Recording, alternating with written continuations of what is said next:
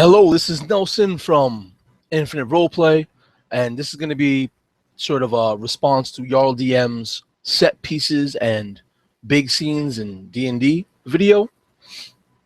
I played in a couple of his one-shots, and personally, I think, they were amazing. It was a great experience.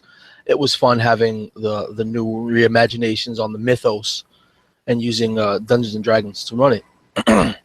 What he was saying about writing a story and then trying to implement that story in gameplay goes well for running a game, being the DM, but it also goes for being a player. And a lot of player buy-in is required to have those really epic scenes that are just amazing. When you have players that are drawn into your world and they're buying into your imagination, your story, and they can imagine in their own heads the scene, and everything gets very visual, it creates a great experience. And when when he described the scene with the storms, the raging winds, the rain, the giant dragon flying in the sky for his China campaign, it really set the scene for amazing things to happen. But personally, I think the reason why it sets the scene is that when you write a story, you have a jump off point. You have a place where you could derive a lot of motivation from, something to push you, something to draw from, instead of just trying to pull things out of your head randomly at the time. Oh, you get to a temple, there's a dragon, fight. There's none of that. The story, the jump off point, the resources that he had given himself allowed him to set such a beautiful scene. And the same thing goes for players. Like recently, I've gotten into the habit of writing a player backstory for my character. And what that does for me is that it gives me a chance to write my character's background and write an in-depth background, something a little bit more than just what's available in the player's handbook.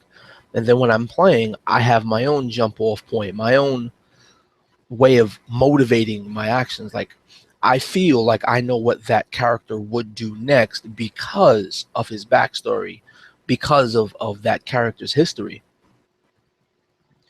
And then, when that character has that history and has that sort of continuity in their actions and in how they're themed and how what they do looks like, and all the players have that, that just feeds in the entire experience. That feeds into the player. That's like, what's that saying? Like, pass to the left. That you doing well. You doing your role play, and then somebody else comes along and they up their game. You're like, wow, that was awesome. That was inspiring. I'm up my game too. And if it's the DM that's sparking that off, then as long as you don't have any players trying to sort of sabotage the game and bringing it down, it's going to be a wonderful experience. So, yeah, I think writing your stories for a scene or for a one shot, writing your backstories for your character and having your players buy into that, that's the way to go. At least if you want a real epic game. Otherwise, you're just going to have a game full of chuckle fucks. All right, peace.